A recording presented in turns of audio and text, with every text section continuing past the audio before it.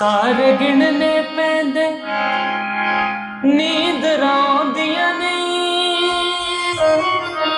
आंदियां नहीं।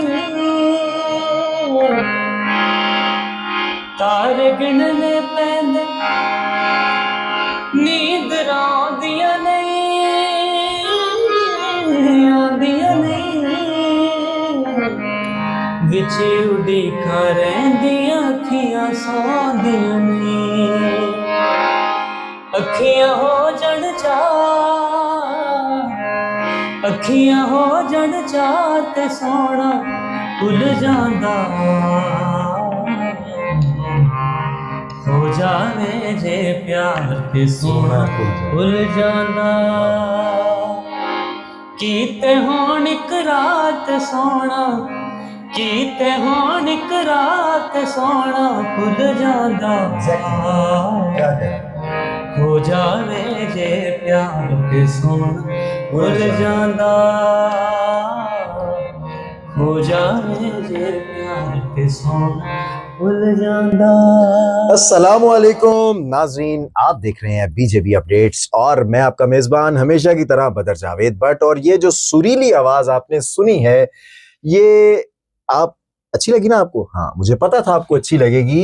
ये है जनाब मुज़म्मिल रियाज। मुज़म्मिल रियाज मेरे बहुत दरीना दोस्त हैं, लेकिन माशाल्लाह कोई तकरीबन 3 साल 4 साल का गैप रहा और इस गैप में ये मज़ीद निखर के आए और आज मुझे मौका मिला इनका इंटरव्यू करने का। बहुत छुप के बैठे हुए थे, मैंने बड़ी मुश्किल से ढूंढा सिर्फ आप लोगों के लिए। तो जनाब मुज़म्मिल रियाज साहब, बहुत शुक्रिया आपके वक्त का और मुझे इंतहाई खुशी हो रही है।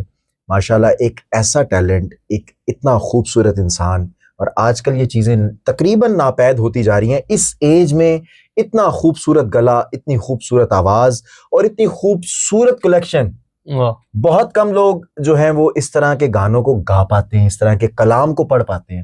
मुज़म्मिल साहब, मुझे बताइए, मैं तो जानता हूं लेकिन मेरे देखने वाले ये जानना चाहते हैं कि आपका ये सफर शुरू कैसे हुआ, मौसीकी ही क्यों? असल में एक तो अल्लाह की तरफ से आवाज मिली हुई है और दूसरा ये कि स्कूल टाइम से ये शुरू सिलसिला हो गया था। वो फिर स्कूल टाइम से अगर शुरू किया तो मैं भूल जाऊंगा, मुझे दोबारा वापस आना पड़ेगा। तो स्कूल टाइम में कोई ऐसा वाकया जो आपका टर्निंग पॉइंट था लाइफ का, जब आपने मौसीकी में कदम रखा, कैसे पहला वाकया? असल में स्कूल टाइम में तो स्कूल लेवल पे नाच वगैरह मैंने बड़ी पढ़ी है। अच्छा। और काफी शुरू ऐसे नाच से ही होता है। हाँ, शुरू नाच से ही होता है।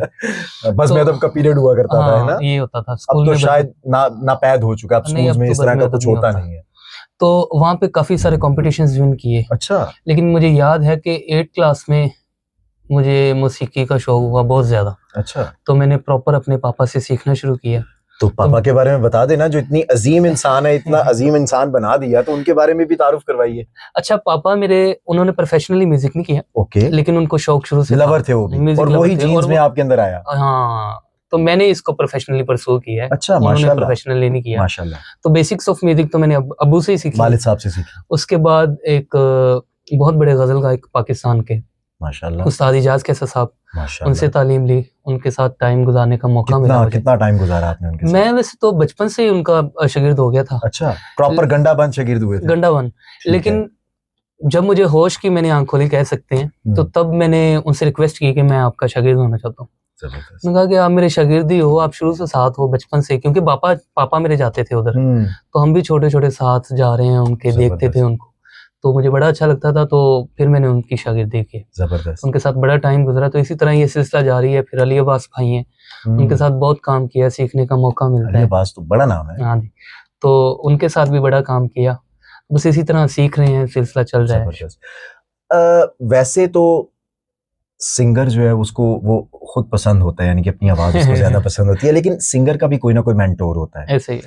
कौन सा ऐसा सिंगर जो मुज़म्मिल रियाज के दिल को भाता है?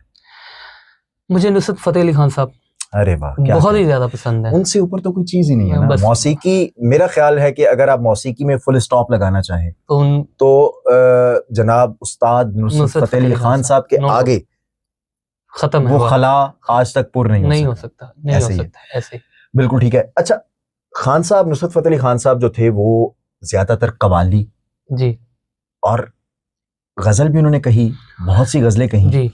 आपको उनका कौन सा अंदाज ज्यादा पसंद है? कवाली अंदाज ज्यादा पसंद है या गजल अंदाज ज्यादा पसंद है? अच्छा, खान साहब ने सारे जेनर्स को गाया हुआ है। बिल्कुल ऐसी है। कवाली तो उनका है ही, लेकिन आप देखें कि क्लासिकल भी उन्होंने गाया हुआ, गजलें गाई हुई हैं, गीत गाए हुए हैं, पंजाबी गाने गाए हुए हैं। तो मुझे ज्यादा उनके, कवाली तो हम सुनते हैं ऑब्वियसली, लेकिन मुझे उनकी गजलें और उनके गाने बहुत पसंद है, बहुत ही पसंद है, और मैं सुनता हूँ बड़े शौक से। इसीलिए आपने पहला वो शुरू भी वहीं से किया? हाँ जी, खान साहब का पंजाबी क्या गाना कहने। सुना इसी वजह तो से। मुजम्मिल साहब मुझे बताएं कि माशाल्लाह बचपन से ही आपने बताया आप मौसीकी को अपना चुके हैं, अपने अंदर सरयत कर चुकी है मौसीकी। हारमोनियम क्या अलहदा से सीखना पड़ता है या मौसीकी की तालीम लेते लेते साथ में ये भी हुनर आ जाता है? अच्छा, मुझे लगता है कि हारमोनियम आपको आना चाहिए, या कोई भी एक इंस्ट्रूमेंट आपको सीखना चाहिए। एक तो ये कि उसके साथ आपकी थ्योरी क्लियर होना शुरू हो जाती है। ओके। और दूसरा आपको हेल्प भी करता है आपके वोकल प्रैक्टिस के लिए। बिल्कुल ठीक है। तो इस वजह से मैंने पहले वोकल्स जब सीखना शुरू किए तो मैं रियाज करता था, तो क्योंकि घर में शुरू से म्यूजिक का माहौल था, तो हारमोनियम भी घर में पड़ा हुआ था। तो इसी तरह मैंने फिर अपने अब्बू से क्लासेस लेना शुरू की और सीखा। तो मुझे लगता है कि आपको कोई ना कोई इंस्ट्रूमेंट सीखना चाहिए। अच्छा, आपके लिए तो बड़ी खुशकिस्मती रही कि आपके घर में मौसीकी का माहौल था जी, और आप माशाल्लाह निखर के फिर उसके अंदर उभरता हुआ सितारा बने, फिर उभरे और फलक पे चमके, और उसकी चमक से आज हम महसूस हो रहे हैं। तो आपके लिए तो ये खुशकिस्मती थी, लेकिन हमारे यहाँ बदनसीबी एक थोड़ी सी माशरे में ऐसी भी है कि बहुत से लोग मौसीकी को पसंद नहीं करते, सुनना जरूर पसंद करते हैं, लेकिन अगर उनका अपना कोई प्यारा अगर मौसीकी से शगफ हासिल करना चाहे तो उसके लिए वो जरा आंखें मूंद लेते हैं। तो आपने तो चले पहल कर दी, अब जो नए आने वाले गुलकार हैं उनको क्या मशवरा देंगे, कहाँ से शुरू करें? मैं ये कहूँगा कि हर इंसान की अपनी जर्नी होती है, उसकी अपनी फैमिली के अपने सर्कमस्टेंसेस होते हैं। तो आप कोई बेहतर तरीका निकालें और जिससे आप अपनी फैमिली को भी राजी कर दें और आप अपना शौक भी पूरा कर सकें। देखिए, ये मोहब्बत को हासिल करने के मुतरादिफ है मौसीकी सीखना किसी ऐसे घराने में जो मौसीकी के खिलाफ हो। बस फिर अल्लाह दा हुक्म। अच्छा मुजम्मिल साहब, क्या सुनाने जा रहे हैं अब हमारे सुनने वालों को? मैं खान साहब की एक गजल सुनाऊंगा, नुसरत फतेह अली खान साहब। कीजिए। हमें 100 बार तरके मैं कशी मंजूर है, लेकिन हमें 100 बार तरके मैं कशी मंजूर है, लेकिन नजर उसके अगर मैं खाना बन जाए तो क्या कीजिए हकीकत का अगर अफसाना बन जाए तो क्या कीजिए हकीकत का अगर अफसाना बन जाए तो क्या कीजिए गले मिलकर भी वो बेगाना बन जाए तो क्या कीजिए। अरे वाह, आपने तो एक दफा फिर खान साहब, नुसरत फतेह अली खान साहब की याद ताजा करवा दी। क्या कहने, खूबसूरत खूबसूरत। Love you sir. तो मुजम्मिल भाई, कुछ और अपनी जर्नी के बारे में बताएं, कोई ऐसा वाकया जो आप आज तक मौसीकी से जुड़ा हो और आप आज तक उसको भुला ना पाए। यार, मौसीकी से जुड़े सारे वाकयात याद करने वाले ही हैं। आप किस टाइप का पूछना चाह रहे हैं? कोई आप जिससे मजीद आपका जो है वो रिश्ता गहरा हो गया हो मौसीकी के साथ, जो आपके साथ वाकया अचानक रोनुमा हुआ हो, आप कहीं जा रहे हो, कोई ऐसी हस्ती आपको मिली जिसने म्यूजिक का कोई ज्ञान दे दिया हो आपको और आपने कहा हो कि मैं सफल हो गया इसके अंदर, कोई? यार, ये बात तो मेरे उस्ताद जी की है। उन्होंने कहा था कि इस काम से आपने रुकना नहीं है, क्योंकि वो अपने हिसाब से बात करते थे, वो बड़े दरवेश टाइप इंसान थे। मैंने सुना है कि मौसीकी से ताल्लुक रखने वाले ज्यादातर अफराद दरवेश और फकीरी तर्ज जिंदगी को अपनाते हैं। पुराने कुछ लोग थे, लेकिन अब तो खैर मर्सिडीज डिजिटल दरवेश। अब तो मर्सिडीज से नीचे को दरवेश नजर नहीं आता, सारे लैंडलॉर्ड दरवेश, लैंडलॉर्ड दरवेश है। तो उन्होंने ये कहा था कि ये एक यानी इबादत ही है म्यूजिक इच अकना नहीं उन्होंने पंजाबी में दसिया कि इन्हू करते रहना वा जो भी हो। तो उसी को करने की कोशिश कर रहे हैं कि हम प्रैक्टिस में रहें, सीखते रहें, जितने बड़े हैं उनका अदब करते हैं, उनसे सीखने की कोशिश करते हैं, उनके पास बैठते हैं, उनकी खिदमत करते हैं, तो अल्लाह ताला अपना फजल कर देता है। और मुझे खान साहब, नुसरत फतेह अली खान साहब की एक बात याद आ गई, यहीं पे इसी बात से रिलेट करूंगा। खान साहब का एक इंटरव्यू मैं सुन रहा था और उसके अंदर खान साहब ने पता क्या कहा कि ये मेरी जितनी भी गजलें हैं जिसको आप इश्के मजाजी समझते हैं, कहते हैं मैंने आज तक ये तमाम कलाम बिना वजू के गाया ही नहीं। वाह वाह। तो अक्सर सुनने में भी आता है कि बाअमल लोग होने चाहिए मौसीकी को करने वाले, रियाजत करने वाले, इसको गाने वाले। बिल्कुल ऐसा ही है। मैंने आगे आपको बताया कि ये बड़ा एक स्पिरिचुअल काम है म्यूजिक का, तो इसको अच्छे तरीके से ही करना चाहिए। और जब आप इसको अच्छे तरीके से करते हैं तो आपकी वो आवाज में वो नजर आती है, वो स्पिरिचुअलिटी। तो अगर आप ऐसे करेंगे तो फिर मेरे जैसे सिंगर बस लगे हुए हैं बस। देखे ना माशाल्लाह इतने बड़े सिंगर पाकिस्तान को अता हुए हैं, अचानक ही अता हुए हैं वो चाहत फतेह अली खान साहब, माशाल्लाह। माशाल्लाह वो देखे ना जैसे किसी ने माशाल्लाह काली हुई हांडी उल्टी की होती है ना, जैसे इस टाइप का वो सिस्टम भी है। चाहत फतेह अली और अच्छा वो इंटरटेनर है वो, ये बात को मानते हैं, लेकिन उनको मौसीकी के साथ खेलने का लाइसेंस किसने दिया? वो एंटरटेनमेंट करें, लेकिन हम उसको एंजॉय करते हैं, हम उनको भी सुनते हैं, मजा लेते हैं। फिर आपने उनका कौन सा गाना आपको उनका ज्यादा पसंद है? उनका गाना आप उनको एंजॉय करते हैं उनका गाना ये जो डंडा है इसमें उनका सुनते हैं, बड़ा मजा आता है। लोटा बम बम भी ये भी सुना, ये भी सुना।